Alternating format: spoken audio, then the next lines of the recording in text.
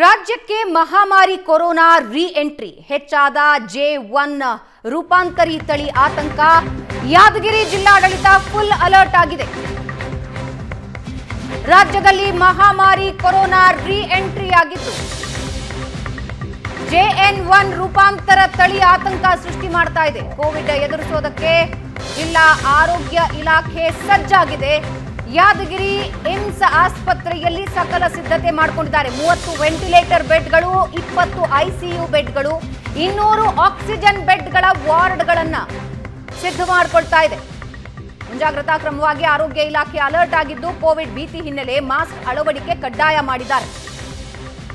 ಪ್ರತಿನಿತ್ಯ 150ರಿಂದ 200 ಜನರಿಗೆ corona test ಮಾಡ್ತಾ ಇದ್ದಾರೆ.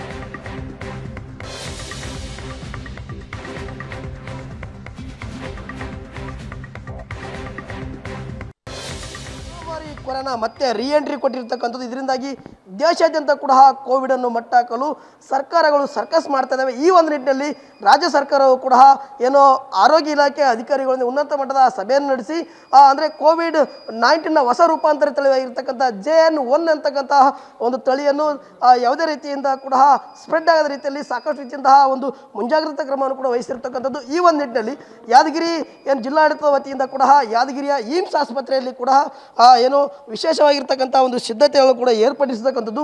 ನಿಮಗೆ ಆ ದೃಶ್ಯವನ್ನು ತೋರಿಸ್ತಾ ಹೋಗ್ತೀವಿ. ಯಾದಗಿರಿಯ ಏಮ್ಸ್ ಆಸ್ಪತ್ರೆಯಲ್ಲಿ ಕೂಡ 50 ICU ಬೆಡ್ಗಳನ್ನು ಕೂಡ ಒಂದು ಸಿದ್ಧತೆ ಮಾಡಿರ್ತಕ್ಕಂಥದ್ದು. ಜೊತೆಗೆ 200 ಆಕ್ಸಿಜನ್ ಬೆಡ್ ಅಂದರೆ 250 ಬೆಡ್ಗಳ ವಿಶೇಷ ಕೋವಿಡ್ ಸೆಂಟರನ್ನು ಕೂಡ ಇಲ್ಲಿ ಓಪನ್ ಮಾಡಿರ್ತಕ್ಕಂಥದ್ದು. ಇದರಿಂದಾಗಿ ಯಾದಗಿರಿ ಜಿಲ್ಲೆಯಲ್ಲಿ ಯಾವುದೇ ರೀತಿಯಿಂದ ಕೋವಿಡ್-19 ಹೊಸ ರೂಪಾಂತರ ತಳಿಯಾಗಿರ್ತಕ್ಕಂಥ JN1 ಒಂದು ಪ್ರಕರಣಗಳು ಬೆಳಕಿಗೆ ಬಂದರೆ ಕರೆದುಕೊಂಡು ಬಂದು ಅಂತಹ ಪ್ರಕರಣಗಳನ್ನು ಕೂಡ ಈಗ ಚಿಕಿತ್ಸೆ ಕೊಡ್ತಕ್ಕಂಥ ಕೆಲಸದಲ್ಲಿ ಕೂಡ ಮುಂದಾಗ್ತಾ ಇರುವಂಥದ್ದು. ಆ ಒಂದು ನಿಟ್ಟಿನಲ್ಲಿ ಎಲ್ಲ ರೀತಿಯಿಂದ ಒಂದು ಸಿದ್ಧತೆಯನ್ನು ಕೂಡ ಏಮ್ಸ್ ಆಸ್ಪತ್ರೆಯ ವೈದ್ಯರು ಮಾಡ್ತಾ ಇರುವಂಥದ್ದು. ಇದ್ರ ಜೊತೆ ಮಾತಾಡೋದಕ್ಕೆ ಇಲ್ಲಿನ ಒಂದು ವೈದ್ಯರು ಕೂಡ ನಮ್ಮ ಜೊತೆ ಇದ್ದಾರೆ. ನಾನು ಮಾತಾಡಿಸ್ತೀನಿ ಸರ್. ಈಗ ಮತ್ತೆ ಕೋವಿಡ್-19 ಹೊಸ ರೂಪಾಂತರ ತಳಿ JN1 ರೀ ಎಂಟ್ರಿ ಕೊಡ್ತಾ ಇದೆ.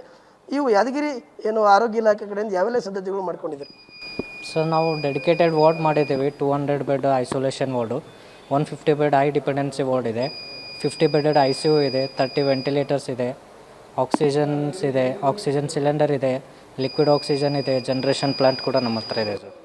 ಸರ್, ಈಗ ಆಸ್ಪತ್ರೆಗೆ ಸಾಕಷ್ಟು ಜನ ಬರ್ತಾ ಇರ್ತಾರೆ.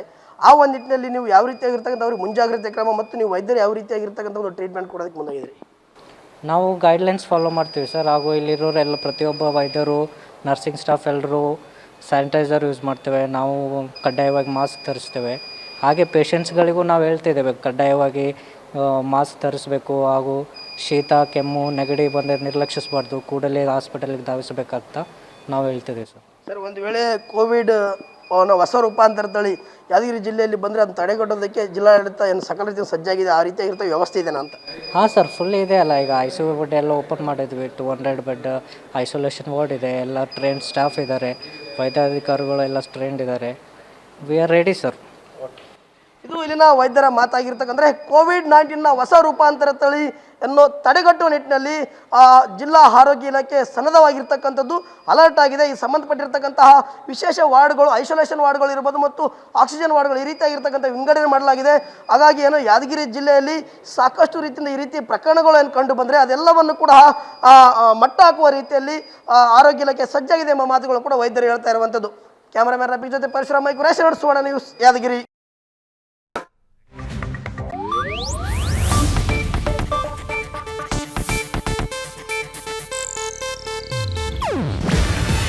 ಇದು ಏಷ್ಯಾನೆಟ್ ನ್ಯೂಸ್ ನೆಟ್ವರ್ಕ್ ಪ್ರಸ್ತುತಿ.